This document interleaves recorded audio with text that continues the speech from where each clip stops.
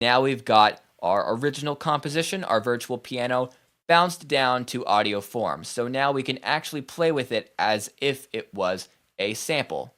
The first thing I'm going to do here is I'm going to go to our warp mode and change it from beats to repitch. So we'll be pitching samples up or down like producers in the 90s were mainly doing. Now let's take our tempo and we'll bring that back down to our original value of 96 BPM.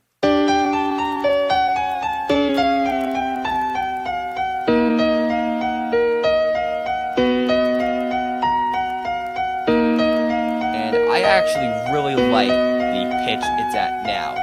The melody being pitched down sounds a bit more dark and a little emotional in my opinion, so it actually worked out for the better. Now we're going to throw on two more effects. These aren't going to be major in shaping the sound, but I thought they added to the lo-fi feel a little bit. First, we're going to throw on Redux, which is Ableton's bit crushing plugin. We're going to turn on bit reduction, and I'm going to set that at 12. Now you might not notice a huge difference when I play this sound with and without the bit reduction.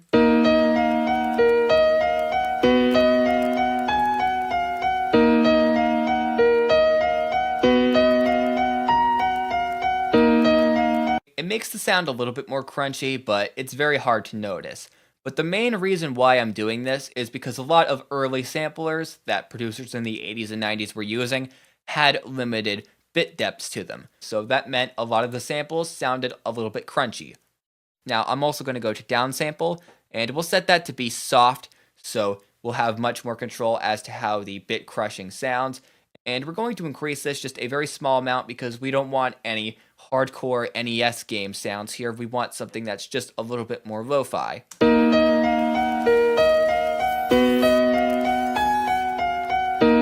I think we'll go for about 1.02 or 1.03. And you can hear that's making just a very small difference. You can hear the sort of crunchiness from the Redux coming in when it's playing different notes. Here's without, and here's with. Just a very small difference that I like. And now I'm going to throw on an instance of EQ8. Let's take an EQ band, just any band, it doesn't matter. And we'll throw on a low cut ×4. And I'm going to remove a lot of those unnecessary low-end frequencies that are muddying up our piano sample.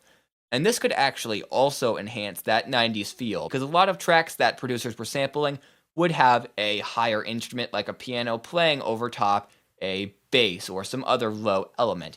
And they would have to high pass these samples very heavily so you wouldn't hear the bass line as well. I think we'll put this somewhere around 370 Hertz. That works pretty well. Let's also go over to our fourth EQ band, which is set to a high shelf by default. We'll set the frequency to be somewhere pretty high, like 8.35 kilohertz. You could just type 8350 to make that a lot faster.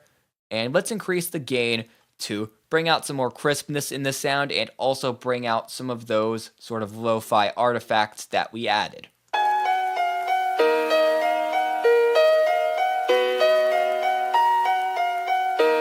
We'll go for about 4.59 or 4.60 dB.